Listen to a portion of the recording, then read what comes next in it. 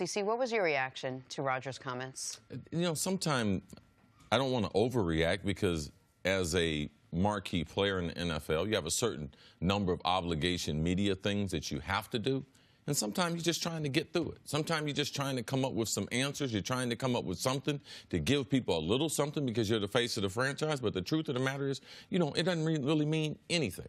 Right now, their position is what it is. We know they missed the playoffs last year. Do we think we'd be sitting here talking, you know, after 11, 12 weeks, hey, man, Aaron Rodgers is going to miss the playoff? That's the reality. With the quarterbacks and the teams we have in the NFC, if you think like you're a shoo-in, no matter who it is, Minnesota, Aaron Rodgers, like there are no shoo-ins. There's too many good teams, too many good quarterbacks in the NFC that, yes, this is the kind of thing that can happen to Aaron Rodgers. They're not that good. The Jordy Nelson, let's release Jordy Nelson, move on to younger receivers. Hey, it didn't work. Well, that is, I think, one part of what was a path that has led Aaron Rodgers to what I would call a dispirited place.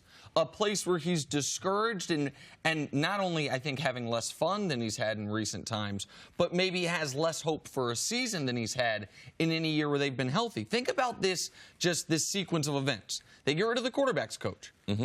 He's the only quarterback that matters on the roster. We learned that last year. They say, don't care that you like Alex Van Pelt. He's gone. Get rid of Jordy Nelson. We're going to go with these young receivers during the draft. Trade back in the draft. Now, I actually like that move long-term wise, but whenever you trade back for future picks, that doesn't help you this season.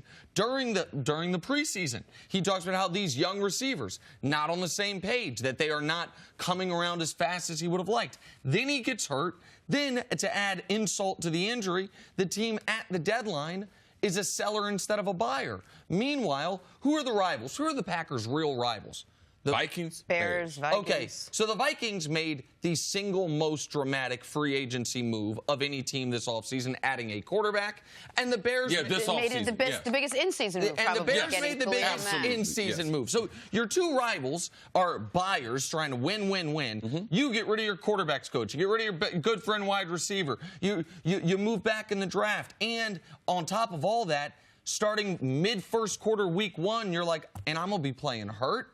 And I can't miss games. I saw what happened last year when we missed games. And instead of Brett Hundley, now we have Deshaun Kaiser. Like, I wouldn't blame him for having his spirits down a little bit right now, which is what I think we're seeing. How much of this is Aaron Rodgers frustrated with his team? How much of it is with his coach? And how much of it is with where his career is and how much he's been able to accomplish in his career? Now, I'm sure Aaron is a very prideful person. For those who are very close to him, there's only a few people. He's a rare, very different guy. It's been well talked about in the media as far as lack of relationship with his family. He doesn't have a lot of relationships in the NFL. So I'm sure with all the conversation with Tom Brady, and Tom Brady keeps going to Super Bowls and has won 5 of them, and Aaron has been in the league 14 years. He's seen a lot of that. Not only that, guys like Eli, he's won a couple. And Aaron's sitting there like, wow, look at my career. Is this the way I want my career to be? And I'm sure, man, there's a lot of times in your career, you look in the mirror and you're like, wow, I wish I would have accomplished more. And the reality is a quarterback in Aaron Rodgers, he might be the greatest thrower of the football ever. But his career will be less than if he doesn't get to and win another Super Bowl in this era where we have seen guys go to multiple Super Bowls. Big Ben, what he has done there in Pittsburgh. Eli, which we mentioned. Peyton, what he done. Man, Aaron Rodgers can't retire today and be like, you know something? I feel like I reached the end of my potential, because that wouldn't be true. But another side note, didn't Aaron Rodgers sign a contract extension? He did. Okay, so the bed that you laid in, you knew who was going to be ruffling the sheets. You knew who was going to be putting mints on your pillow. So if he wanted to, he had an opportunity to do a Tom Brady. You know something? I'm going to give you guys a hometown discount. But he didn't. I want to be the highest paid. He demanded that. They didn't even have to sign him to a contract. He forced them to sign them to a contract. So the flexibility that they have is limited because they have the highest paid player in the league. So when Aaron is complaining, I can only listen to him so much, because I saw Tom Brady sacrifice, and I saw how that paid dividends for him not taking that money. So, Aaron, we are a collection of our decisions. So that's the organization that he wanted to stay there. That's how they're going to do business. He's not going to have an influence on how they make decisions. So complaining about those things when you knew those things were obvious before you signed that contract, I can only hear you so much. You know what this year with Aaron Rodgers reminds me of? The end of LeBron's first stint in Cleveland, where the numbers were still there. That playoff series against the Celtics where LeBron quit is the narrative. His last stint in Cleveland before he went to Miami. He averaged 27, 9, and 7.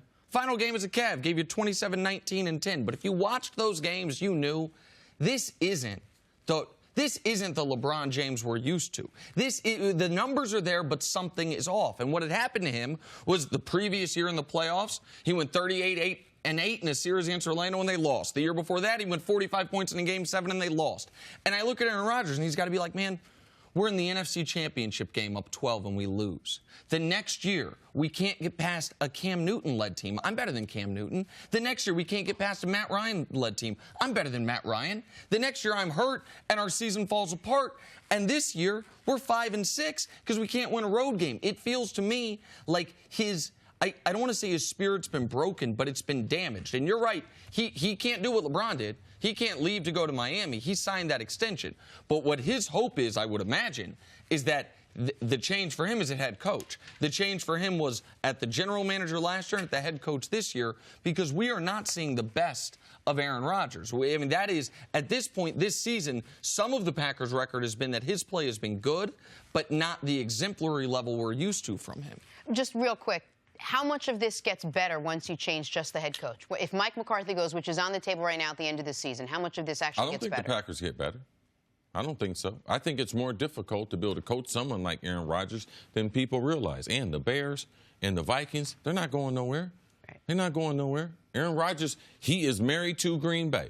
And he's married to the decisions that front office makes. And I don't believe changing the head coach is going to bring some immediate prosperity to him. The NFC is stacked with quarterbacks and franchises that can win a Super Bowl. And Aaron Rodgers is caught up in that. Thanks for watching. Subscribe here to get the latest from the show. Also, be sure to check out more of the best clips from First Things First, or go watch a few segments from our other shows on FS1.